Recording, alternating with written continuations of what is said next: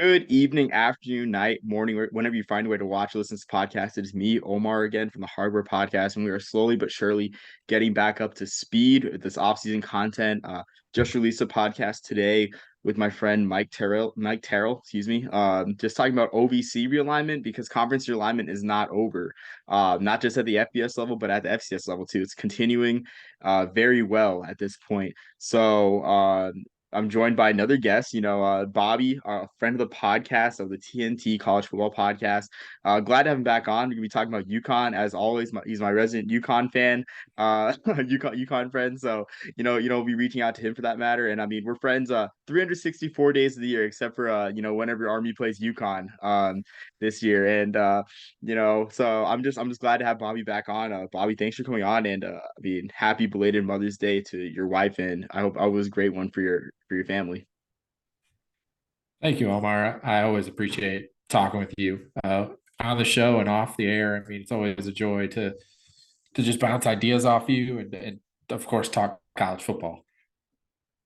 Yeah, absolutely. I mean, it's always fun just like talking every day, just like sharing ideas, especially the brackets too. I mean, I've been trying to like vote and and share those as much as I can, but you're really putting in like, a labor of love, honestly. Just like 100, I would have stopped at 64, honestly, just like the top 64. I would have actually, I might even stopped at 32, honestly, with like the top 32 helmets. I would not have done a 133 team bracket because I can't imagine, how complicated that is.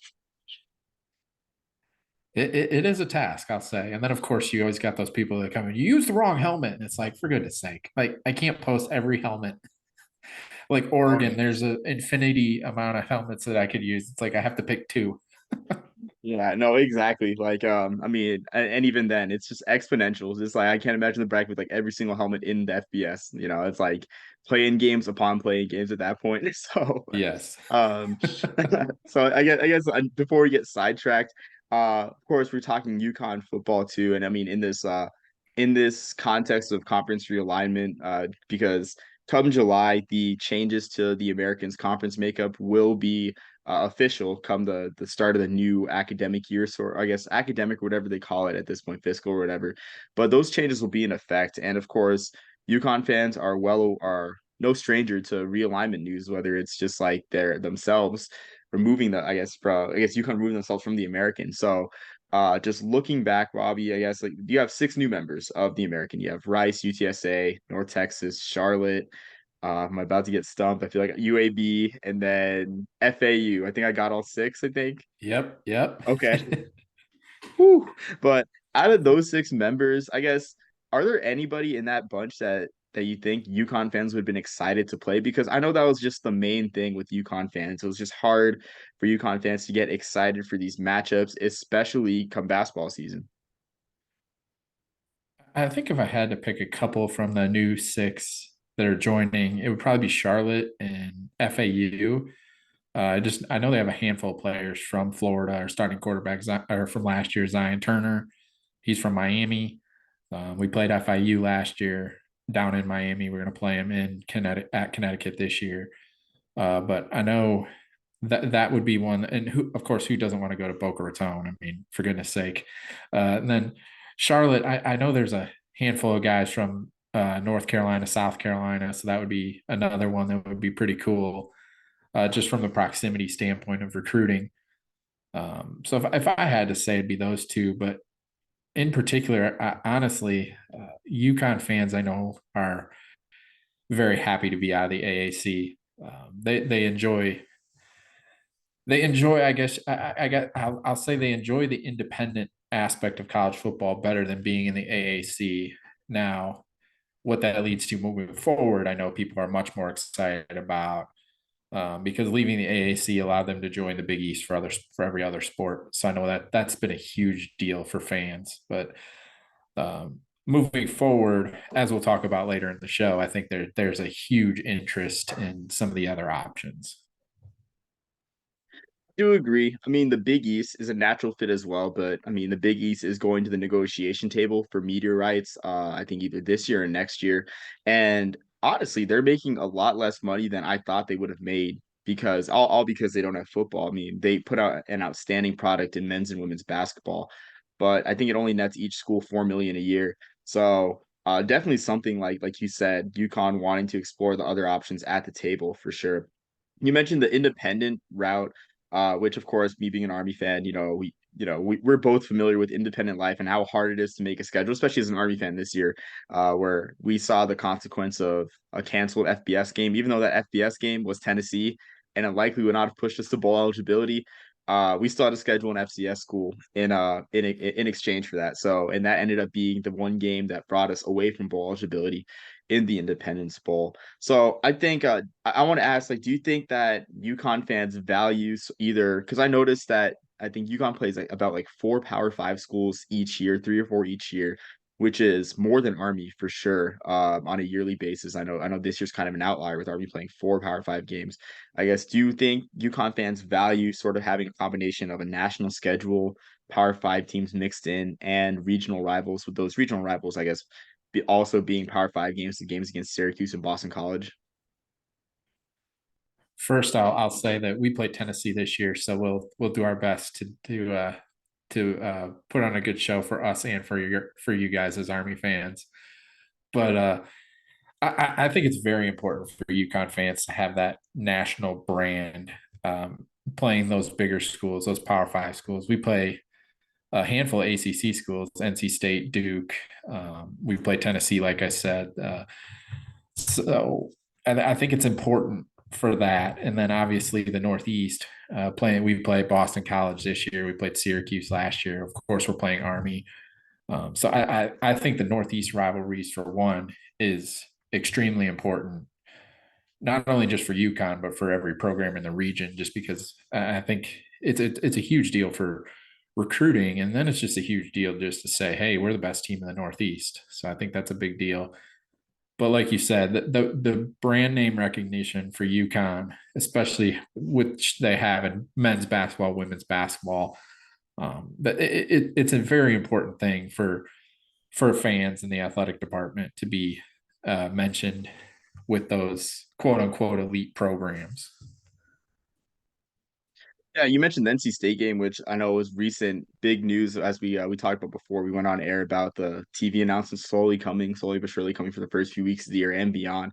The Thursday night game against NC State's a huge one for sure. Just opening Thursday night on CBS Sports Network. So, like you said, just I just don't know if in the American, UConn would have, I guess, one, the flexibility and schedule, of course, to schedule games like at NC State, because I'm not sure what their philosophy would be. I'm sure they'd have one FCS opponent per year in the American. As for the other three, of course, it's a tighter fit than having a 12 game flexibility for sure. But I mean, games like NC State, CBS Sports Network opening Thursday probably don't happen if UConn's still in the American, which exposure is great. Just having your own TV contract.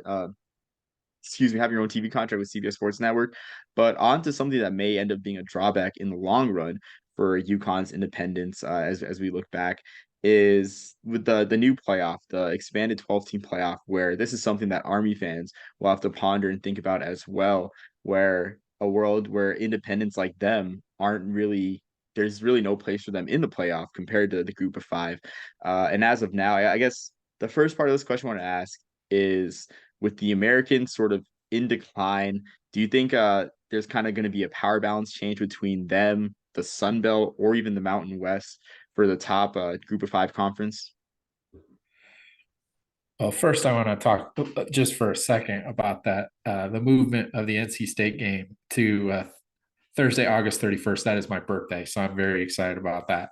But to answer your question, I do think that there will be a power shift of sorts when it comes to the AAC, Sun Belt, Mountain West, and the like. I think the Sun Belt has put themselves in a really, really good place from the regional rivalries aspect, and they've put really, really good product on the field the past handful of years. And I think if the AAC does eventually lose, say, Tulane or UTSA or even UAB, I think that's really, really going to hurt them because that's definitely their best product right now. And even Memphis, you hear them mentioned a lot. You hear SMU mentioned a lot. So I think the AAC is probably in the toughest spot of everybody because they're probably going to be the conference that gets poached, I guess you could say, uh, before the others. I think the Sun Belt is pretty set. I don't think anybody really wants to leave the Sun Belt. I've heard talks that they would potentially add maybe Missouri State or somebody like that. So I think there's more talks of the Sun Belt adding teams. The Mountain West again is another one that could lose teams as well. I mean, we've heard San Diego State and Fresno State and Boise State even for years talked about potentially moving. So I think the AAC and the Mountain West are probably in the toughest spot just because they're inevitably going to lose some teams, and it's just going to be when it happens. Yeah, I totally would agree for sure. And I think this past season with Tulane winning the New Year's or winning the New Year's Six spot kind of brought a sneak peek for what's to come in the future where there really wasn't. I mean, Tulane was a clear cut, but you also had Troy with two losses and 11-2 record and a convincing win over Coastal Carolina in the Sun Belt that very well should have been ranked in the CFP and in Right. contention for the New Year's Six, but it ended up being down to the AAC title game participants, which was questionable because UCF lost to Navy the week prior. Which I mean, all due respect to the midshipmen, I will never disrespect the midshipmen. I know it may seem unbelievable, but they had a very respectable year, but they ended up being 4-8. Yeah, 4-8 this past year. So I mean, not exactly a great loss. And then again with the Mountain West, like Boise State may have started off cold, but they ended the season one of the hottest teams in the country as well. And I mean, Boise State is just, they're always consistent. They have the recruiting edge of the Mountain West as well. Excuse me. And then Fresno State too with Jeff Tedford and what he's done it there. So um, I definitely think it's more even playing field where I think maybe like being in the American isn't as much as an advantage as before. But I'll have to see how this first season shakes out before I make a verdict about who is the top dog still, which I mean I'm inclined to think it's Sun Belt at this point. But it just depends. I mean, even then, like with the years going beyond, if I guess how Coastal Carolina does without both Jamie Chadwell and Grayson McCall. Uh, Depends. I guess that also depends on who the top dog is. But I guess we'll say nothing happens before we go into our next topic in real life. We'll say nothing happens with the rest of the Power Five. Do you think UConn makes a play to join a conference um after the first few years of the 12 team playoff? I guess seeing sort of how other schools benefit from playoff appearances. And for me, of course, not the American, but I think the MAC is a good fit for both UConn and Army to join as football only members. I'm pretty sure I have a podcast somewhere on my channel where I've mentioned before UConn and Army coming as a package deal to the MAC. So I guess thoughts on that? Like no Power Five domino shift. Do you see UConn joining a Group of Five conference just for access to the playoff?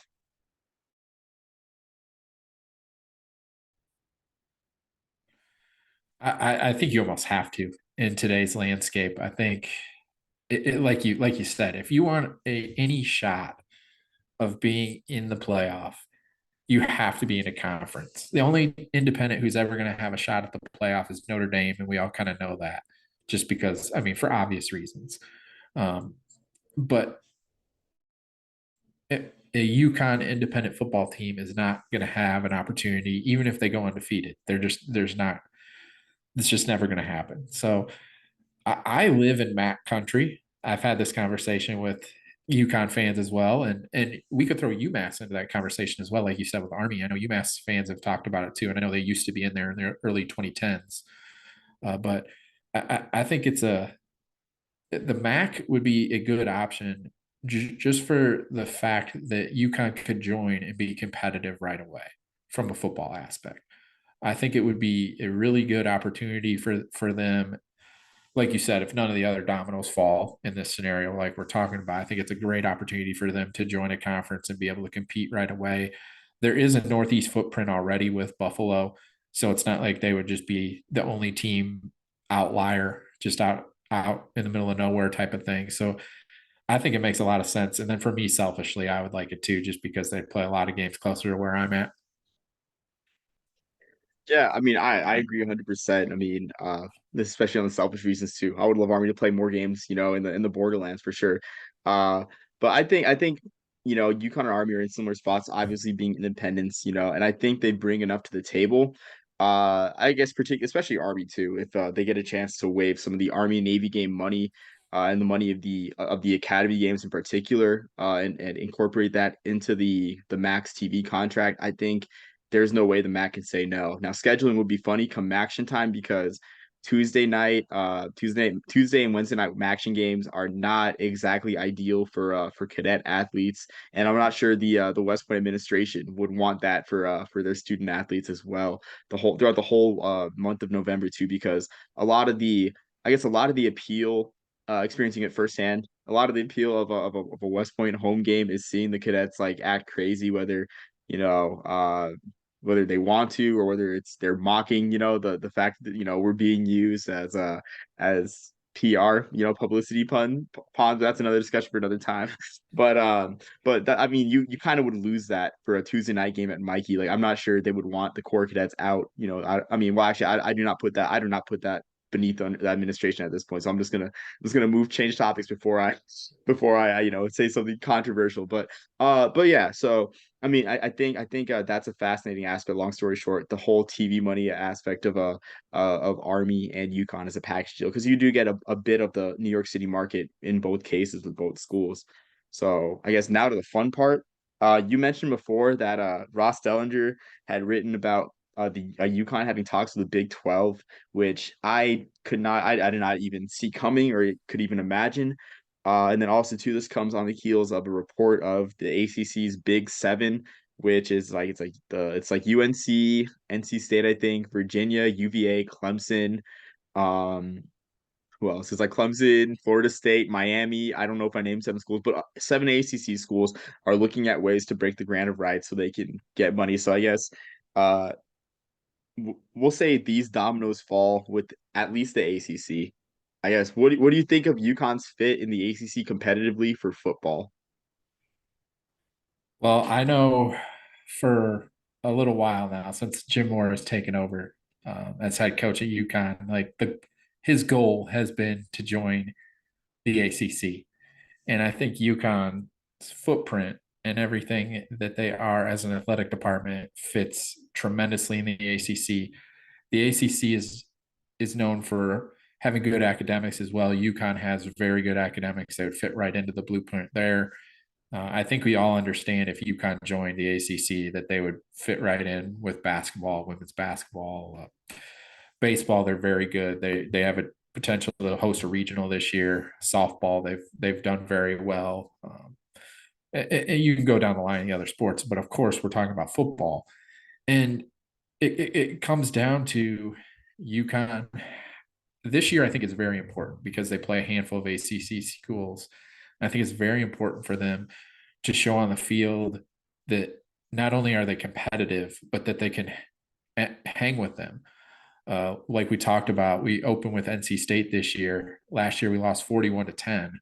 Now the game was closer than 41-10. Honestly, I mean that was that was probably the turning point of our season, that game, because you could see the fight of the younger players and it was starting to turn at that point. And I know NC State's lost a good amount of guys from last year. So I'm really, really intrigued to see that game and just see how far we've come. And I know that the guys, the players, I've talked to many of them, and I know they remember 41-10. They remember that. It's one of the things they're using this year. So like I was saying though, I think the main thing is you have to show the competitive aspect. And we beat BC last year, and of course, UConn BC going back to when the conference realignment started. ESPN wanted to have BC over UConn in the ACC, whatever it may. We don't have to go in length about that, but what has that kind of led to from the standpoint of what has BC produced in the decade plus time frame that they've been in the ACC compared to what UConn's done? Now, football, okay, I get it. There was a stretch where UConn was the laughing stock of FBS college football. But if you're looking at the other sports, men's and women's basketball in particular, multiple national titles. They could have been the ACC, and we all know Boston College isn't bringing that to the table. So I think the ACC makes perfect sense just from geography standpoint. I mean, there's so many teams there: Syracuse, Boston College. You can go down the coast. I mean, it just makes sense. But of course, I personally think that that's the best fit. But I think the Big 12 option that has been discussed recently makes a lot of sense too. So I guess first I want to ask about the ACC before we go, I guess, on your thoughts on the Big 12 option. So the ACC throughout its history has always kind of been an unbalanced, like one power at a time conference. Like whenever there's like one school that's at the top, like there really is no competition. Like going back to the 90s when Florida State joined, we're kind of seeing that again with Clemson, even though it's a bit more competitive nowadays. That really wasn't the case, in the 2010s. I mean, it was just Clemson every year, and whichever team showed up from the ACC Coastal, as they had like the eight different champions or seven different champions in 7 years, where every team had a shot, which is just amazing. Uh, do you think that the quality of the ACC drops like a lot if they lose Florida State, Clemson, if they lose all those schools and replace them with like filler East Coast schools? Like on my mind, along with UConn, say they lose those seven schools, like on my mind is like Temple, maybe Temple, UConn, like those two. They maybe South Florida to replace Florida State, and maybe one of the Miami school, I guess one of the South Florida schools in terms of FAU, FIU. Do you think like the quality of the ACC like dips, almost below the American at that point, if those seven schools do leave? There's definitely potential for it, but I think having like let's say Duke, Pittsburgh, some of the bigger schools that we've Boston College and the like. I think that there's enough there from a fanfare standpoint to keep it running and keep it going. And I think if you take FAU from that standpoint to replace Miami, I think you're then taking arguably looking down the line, of course, arguably the best team in the AAC potentially. So I still think the ACC would be looked at higher than the AAC at that point. Would they be a Power Five though? That's I think that's a discussion we could have.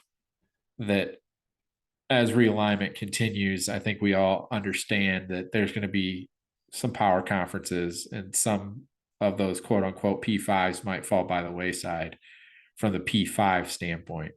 So I think that that's definitely a discussion that could be made. But I definitely would say that I think the ACC would be better than the AAC at that point.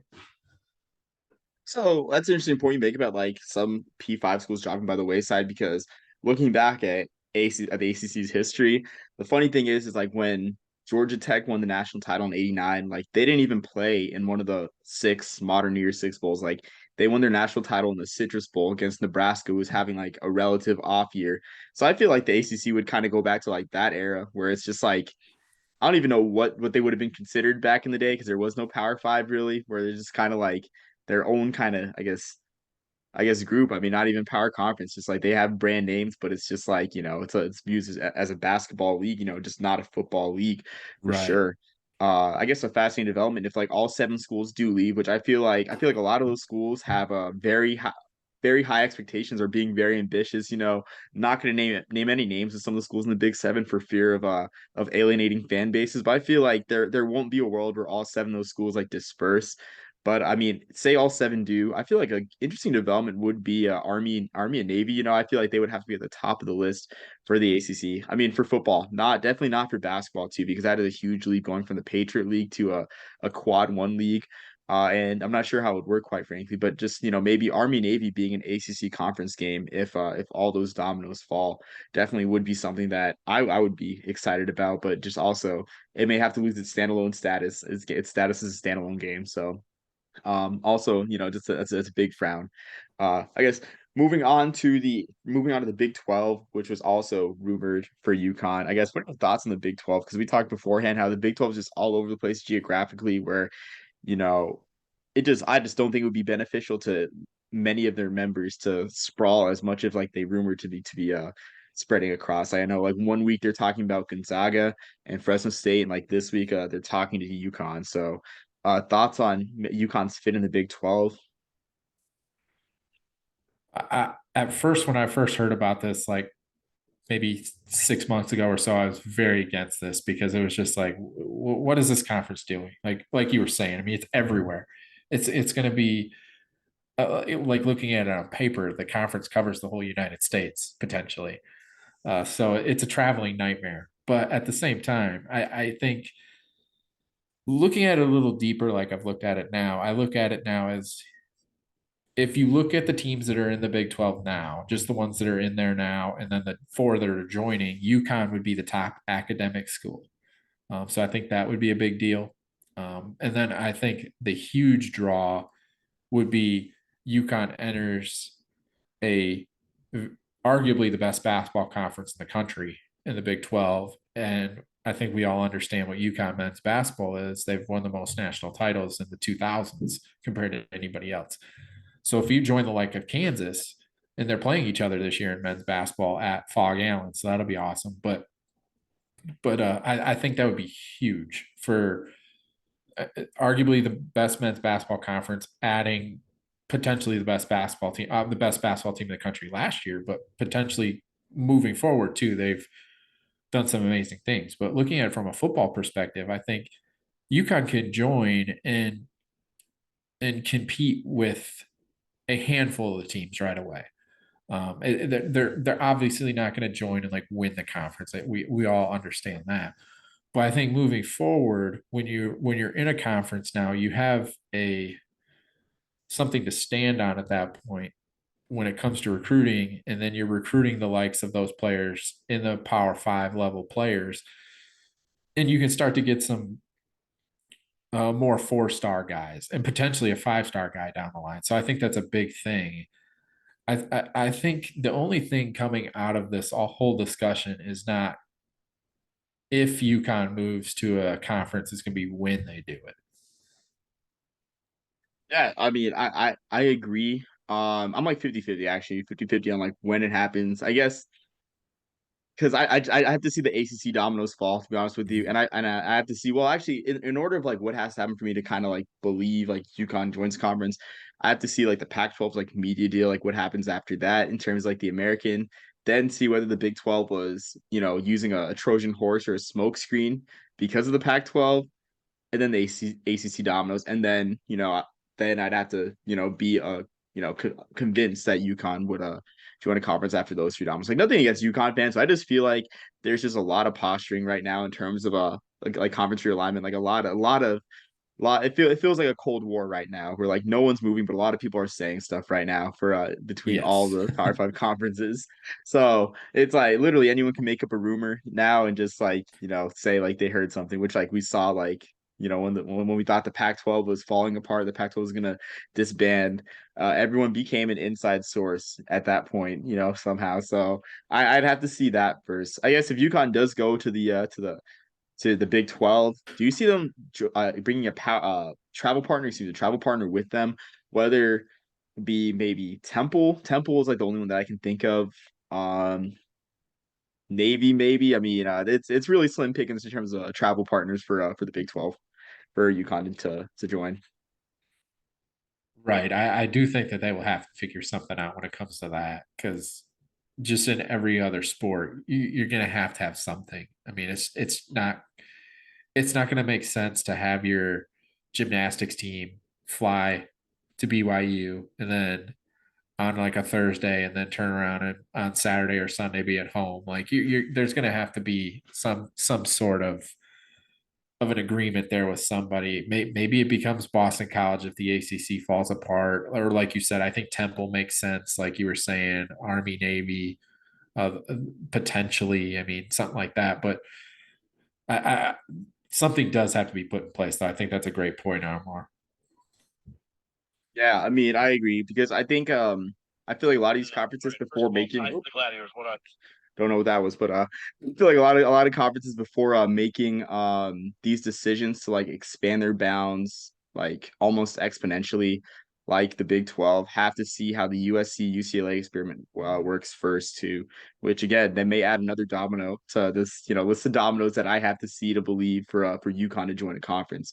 Because again, like I think it's too late to turn back for USC and UCLA. Obviously, like they joined the conference at this point. The state legislature got involved and okayed the move, but I mean, whether it's a smooth, seamless move or a very bumpy ride, throughout the duration of their membership of the conference, like not just in the starting start, the duration, that remains to be seen. So, uh, I mean, a travel partner would help. And I mean, Cincinnati's kind of close to like Cincinnati and UConn have been, conference partners, but I'm not sure how much of an ideal pair. And West Virginia too, for that matter, too. But I mean, UConn might as well be on an island. Like, I mean, doesn't Yeah. matter if like Cincinnati and West Virginia were both in the Big East with them for decades, but you know, it's also interesting, honestly. So I mean, I got to do my homework too, and just get my Excel sheets and everything between like calculating distances and everything, like everyone else would. No, I agree with you. I think, but like you said, there's got to be something in place there. You can't just do what all the rumors everybody's talking about and just have all these teams out by themselves wherever. I mean, it would be an absolute mess. Yeah, exactly. I mean for that matter too, like Conference USA might even be like a guinea pig for this experiment too with the weeknight games because I am very intrigued just being an hour away from Las Cruces and living in El Paso, just intrigued to see how these schools are going to travel on a midweek night, which I think Conference USA has done a solid job or as good of a job as they can to make the most optimal matchups for the weeknight in terms of travel, but there's still like Right. some that are extreme. Like FIU's traveling to Las Cruces on a Wednesday night. Like that's That's a ridiculous, nightmare. honestly. Yeah, I can't even imagine. Like, I mean, I get that they're playing like I guess they have a bye week beforehand, and then they're playing, on another Wednesday the week after. But it's just like it is a nightmare, honestly, without Yeah. without lack of a better term. But TV talks, I guess. Yep. Funny. But yeah, exactly. Money. It's like the tweet. I think you like the tweet too. I saw before with like the Big Ten being fine with night games in November after it was such a huge deal. Like we missed out. Looking Yeah. back, we missed out on so many great night games, for the Big Ten over the years. But like now that they're across every single over the air TV in the country, like night games are fine now. As long as they're branded, night games are fine. The one that comes to mind too is like Rashad Bateman's performance against Penn State. Like that would have been such a great game at night, like to be the Saturday night Yep. game. But the rules back then got in the way. But now, Right. money talks. So Yep. so I mean, I think that's the moral of our story. Just throughout every single topic that we've covered, just money talks. But I think that's all I have right now, Bobby. Do you want to promote anything or have anything else you want to add? Well, as always, Omar, thank you for having me on. Guys, listeners, please feel free to follow me at TNT College Foot One on Twitter. I'm going to be starting in the next month or so. I'm going to be starting breaking down every college football team in the FBS level, all 133 teams. I do two a day, starting in like mid June until week zero. So it's a lot of homework that goes into that, but it's a ton of fun. Yeah, and I don't envy it as well. I read the previews. I don't provide the previews. I just provide analysis. I don't do previews Pray as for this my would work. wife. Pray for my wife as I am not around as much. Yeah, like it's funny when we talk about previews because this morning like Brett McMurphy's way too early bowl projections and I looked and I saw Navy going to the military bowl and I'm like is he out of his mind? And then I talked to my friend James of a brigade review for Army. His dad's a Naval Academy graduate, so I mean he follows Navy also very closely, kind of like in kind of the same way that I do. Like I have immense respect for the midshipmen. I want to beat them every year, but I hope that they have a very solid season too. I mean, no hate, but he's like Navy returns four senior offensive linemen.